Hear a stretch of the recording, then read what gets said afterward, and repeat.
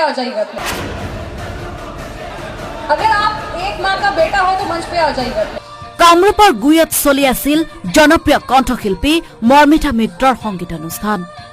এটাৰ পিছত আন এটা জনপ্ৰিয় গীত শুনা গৈছিল কণ্ঠশিল্পীগৰাকীৰ মুখত।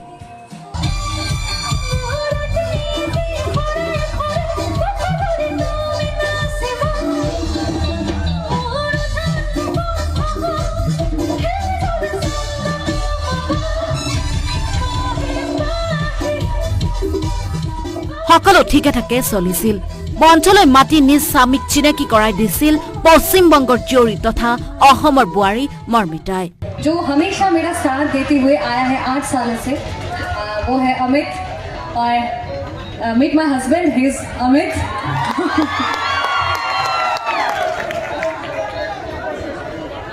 কিন্তু হঠাৎ লাগিল অথন্তৰ। মৰ্মিতাক উদ্দেশ্যে একাংশৰ অসভ্য গালিগালাজ। तार पिछते संगत अग्निशर्मा मर्मिता। एक कॉमिटी जब एक प्रोग्राम ऑर्गेनाइज करता है, बहुत प्यार से बहुत सम्मान से हम लोगों को बुलाता है, लेकिन कभी कभार कोई आदमी मतलब इंटेंशनली कॉमिटी का नाम खराब करने के लिए ऐसा काम करता है।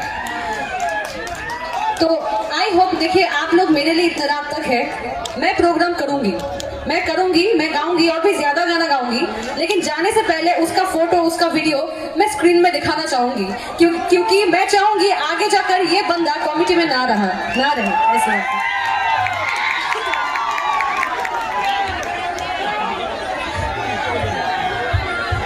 অসমত ইমান মানুহে মোক ভাল পায়, মই টেনশন না লয়। মঞ্চলৈ মাতিলে গালি দিয়া যুৱকজনক। একাংশৰ মোবাইলৰ ভিডিঅ'ৰ পৰা সন্ধান চলালে গালি দিয়া যুৱকজনৰ। मैं जब गाना गाने के लिए फर्स्ट एंट्री लिया, तब का वीडियो है किसी के पास?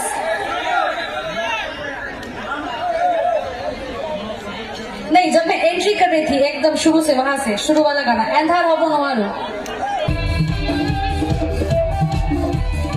অৱশ্যে কিছু সময় বিৰতিৰ পাছত পুনৰ গীত পৰিৱেশনৰ কাষলে মৰ্মিতা। কামৰূপৰ গুয়া বাসুদেৱ মন্দিৰৰ সবাহ মহোৎসৱৰ সোণালী জয়ন্তীৰ অনুষ্ঠানত সংঘটিত হল এই অনাকাংক্ষিত ঘটনা।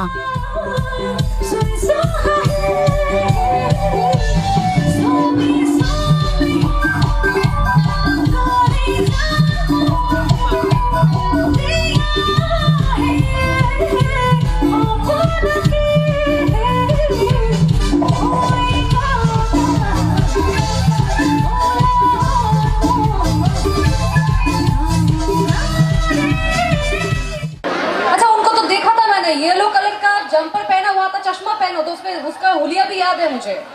यहाँ पे खड़ा था वो बंदा। अगर आप एक माँ का बेटा हो तो मंच पे आ जाइएगा प्लीज। हाँ, एक माँ का बेटा हो तो मंच पे आ जाइएगा प्लीज।